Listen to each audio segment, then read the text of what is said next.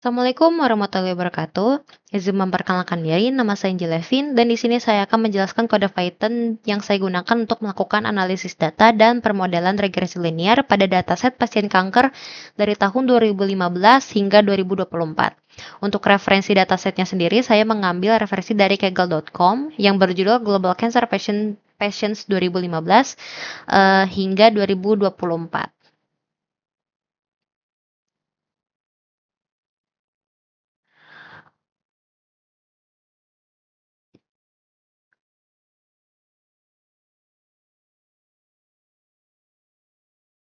Langsung saja ke kodenya.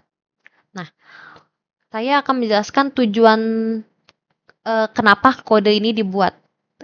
Kode ini tuh bertujuan untuk menganalisis data pasien kanker secara mendalam dengan melakukan EDA atau exploratory data analysis. Lalu yang kedua untuk membangun model prediksi biaya pengobatan menggunakan model regresi linear, dan yang ketiga mengevaluasi model prediksi dan memvisualisasikan hasilnya.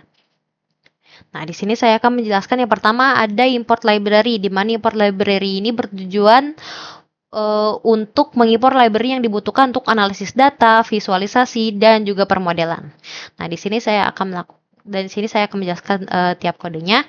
Di mana yang pertama adalah pandas untuk membaca dan mengolah data dalam bentuk table atau data frame. Lalu yang kedua adalah matplotlib dan seaborn. Ini tuh untuk membuat grafik dan visualisasi data. Dan saya juga membuat sklearn model untuk membagi dataset menjadi data yang dilatih dan data yang diuji. Ada juga untuk membuat model regresi linear dan juga untuk mengevaluasi akurasi model. Langsung saja lanjut yang kedua, di sini saya melakukan memuat dataset, di mana tujuannya itu untuk membaca data pasien kanker dari file CSV yang tadi yang kita punya agar dapat digunakan dalam analisisnya. Nah, di sini bisa dilihat, di sini ada path-nya, dan di sini bisa kelihatan isinya ada patient ID, age, gender, country region, year, genetic risk, dan yang lainnya. Oh, untuk penjelasan lebih lanjut, ini tuh ada pd-read CSV, di mana itu untuk membaca data file CSV dan menyimpannya dalam variabel data. Langsung yang ketiga di sini ada EDA atau exploratory data analysis. Nah, di sini kode ini tuh untuk melihat informasi data. Tujuannya untuk apa? Tujuannya untuk mengetahui struktur dan gambaran umum data seperti jumlah kolom, tipe data,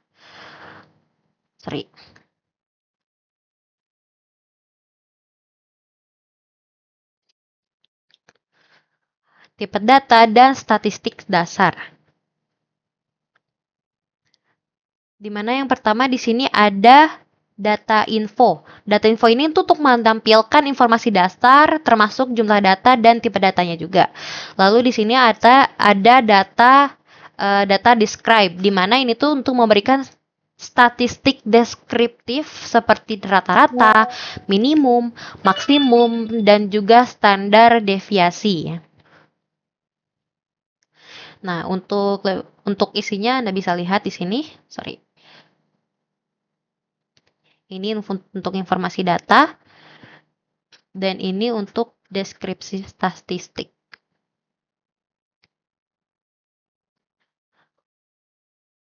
Nah, lalu di sini ada visualisasi distribusi usia. Nah, tujuannya untuk apa? Ini tuh untuk mengetahui seberapa sebaran usia pasien kanker dalam dataset. Di mana di sini ada sns.hisplot, di mana ini itu untuk membuat histogram dengan kurva kepadatan atau KDE gitu, untuk memudahkan interpretasi. Lalu di sini ada bins. Nah, bins sama dengan 30 ini maksudnya untuk membagi data ke dalam 30 kelompok usia. Lalu di sini ada color sky blue, di mana itu hanya untuk memberikan warna biru muda gitu pada grafiknya. Nah, untuk grafiknya Anda bisa lihat di sini. Nah, Lanjut, di sini ada visualisasi distribusi biaya pengobatan. Ini tuh tujuannya untuk mengetahui berapa sih sebaran biaya pengobatan yang dikeluarkan oleh pasien. Untuk histogram ini tuh untuk memvisualisasikan biaya pengobatan dengan warna hijau muda nih. Karena bisa dilihat dari color light green. Dan ini tuh sebenarnya tujuan untuk membantu kita itu bisa melihat rentang biaya yang paling banyak muncul. Lalu di sini ada matriks korelasi antar variabel, di mana tujuannya untuk mengetahui hubungan antar variabel numerik dengan data. Di mana di sini ada data core. Data core di sini tuh untuk menghitung korelasi antar variabel numerik. Lalu di sini ada sns.heatmap, di mana itu sns.heatmap itu hanya untuk membuat peta panas gitu. Dengan nilai korelasi yang ditampilkan. Lalu di sini ada anode sama dengan true, di mana itu hanya untuk menampilkan nilai pada setiap kotak. Anda bisa lihat ini matriks korelasinya. Lanjut, di sini ada permodelan regresi linear. Di mana yang pertama, saya memilih fitur dan target. Nah, ini kodenya nih. Di mana itu tujuannya untuk menentukan variabel bebas, misal X gitu, dan variabel target gitu. Jadi untuk variabel bebasnya X, untuk variabel targetnya itu Y. Ini. Dimana tuh X ini tuh berisi fitur yang akan digunakan sebagai input model. Yang ini. Dan untuk Y-nya sendiri itu tuh untuk biaya pengobatan sebagai variabel yang diprediksi. Nah, lalu di sini saya membagi data latih dan uji. Tujuannya ini untuk membagi data menjadi 80% untuk latihan dan 20% untuk pengujian. Nah, sini Anda bisa lihat.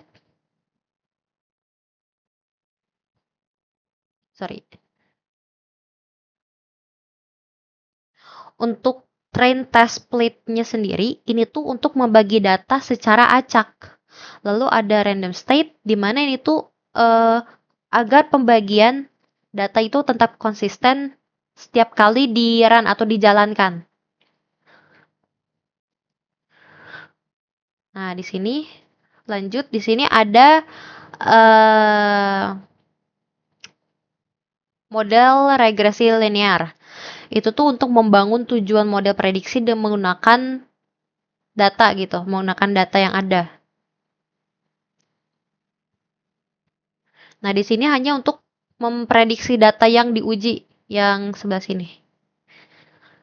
Ini tuh hanya untuk menghasilkan biaya prediksi pengobatan berdasarkan model yang udah ada gitu sebelumnya. Lanjut ke tahap yang kelima, di sini ada evaluasi model. Untuk evaluasi modelnya sendiri, ini tuh hanya untuk menilai seberapa akurat model dalam memprediksi biaya pengobatan. Seperti ini MSE. MSE itu hanya untuk mengukur rata-rata kesalahan prediksi.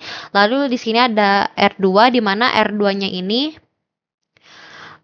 hanya untuk mengukur seberapa baik model yang dijelaskan data aktual gitu, data yang asli.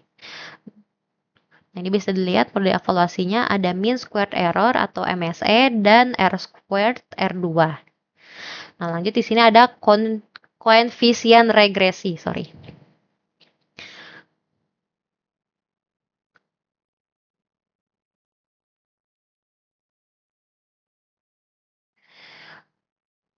Di sini hanya untuk melihat koefisien yang ada gitu. Jadi cuman age-nya koefisiennya berapa, genetic risk-nya berapa gitu sampai obesity level. Nah, di sini saya langsung saja masuk ke tahap yang keenam, yaitu visualisasi prediksi dan aktual, di mana tujuannya ini hanya untuk melihat apakah hasil prediksi mendekati nilai aktual atau tidak.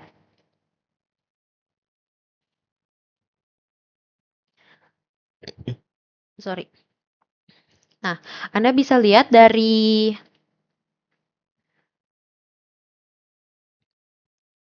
gambar ini, kalau titik-titik yang mendekati garis merah, itu tuh berarti model yang cukup akurat atau bisa dipastikan kebenarannya. Atau grafik ini tuh bisa membantu memvisualisasikan perbedaan prediksi dan juga data asli.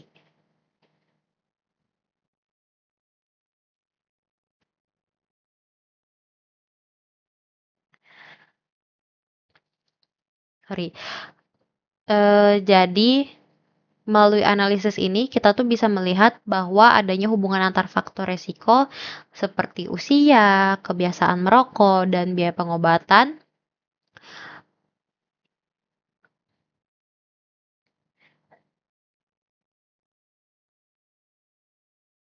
Sorry, maaf. Saya ulangi. Jadi untuk melalui analisis ini kita bisa melihat bahwa ada hubungan antar faktor risiko seperti usia, kebiasaan merokok, dan biaya pengobatan. Model regresi linear yang dibuat sudah cukup baik dan prediksi data seperti hasil MSE dan juga R2 yang cukup bagus gitu atau memuaskan gitu. Mungkin itu saja dari saya. Mohon maaf apabila ada kesalahan kata atau kesalahan informasi, mohon dimaklumkan. Sekian dan terima kasih.